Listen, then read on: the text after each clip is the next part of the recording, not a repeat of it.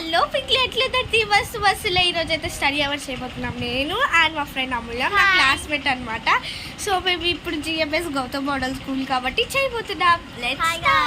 So ఇప్పుడైతే మా bed చాలా రచ్చరచ్చగా ఉంది.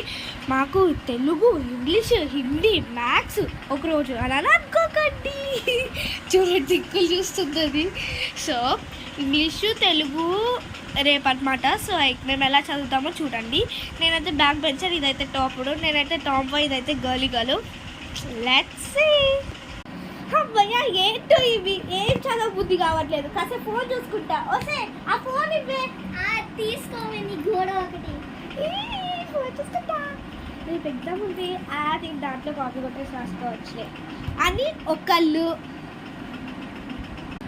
సెకండ్ మెంబర్ అమ్మయ్య ఈరోజు ఎలాగైనా చదివేసి ఎగ్జామ్ పాస్ అయిపోయి ఎందుకే డోర్ మూసుకుని నాకు దాంట్లో కాపీ కొట్టేయచ్చు కదా.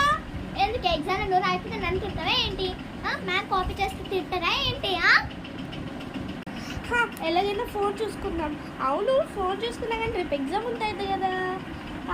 ఒకళ్ళకి రేపు చూసుకుందాం. The next day. అవును ఈరోజు ఎగ్జామ్ ఉంది. మార్నింగ్ ఏం చేయాలి? మార్నింగ్ 5 కదా, 10కి లేచి చదువుకున్నాం. ఎలాగో 11కి కదా ఎగ్జాము కదమ్మా.